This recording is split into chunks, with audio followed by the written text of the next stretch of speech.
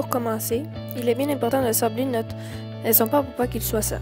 Par la suite, nous allons estomper avec une grande force la plage et la mer parce que c'est des ombrages plus sombres.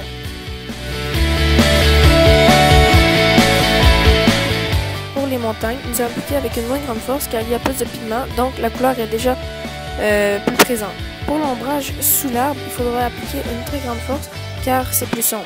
Il est bien important de repasser pour que les pigments soient bien étendus sur la feuille. Il faut encore appliquer différentes pressions selon l'ombrage de certaines parties.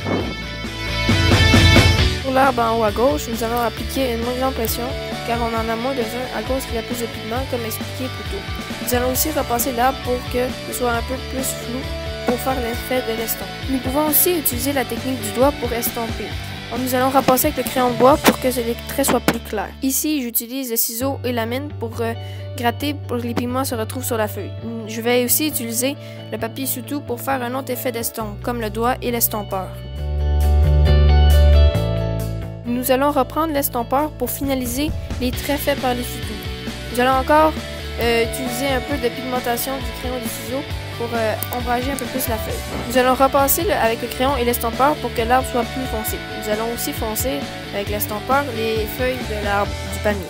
Nous allons repasser avec l'estompeur pour faire un petit peu de finition sur les ombrages.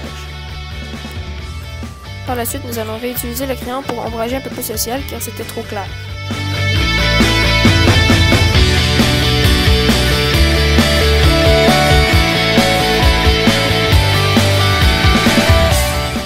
Nous allons repasser avec le crayon pour que les traits soient un peu plus foncés.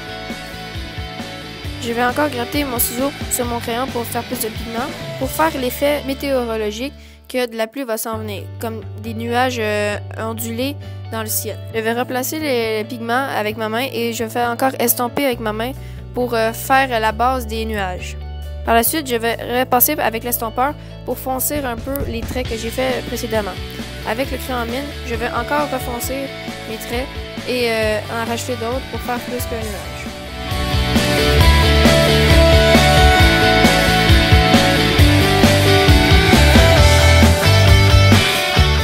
Je vais passer avec mon efface entre les lignes pour faire paraître plus le relief des nuages et distinguer plus les lignes des nuages et les lignes qui n'ont pas de nuages. Nous allons encore repasser avec le crayon et l'estompeur pour finaliser. Je vais par la suite rajouter une ligne avec les pigments de crayon et finaliser le tout.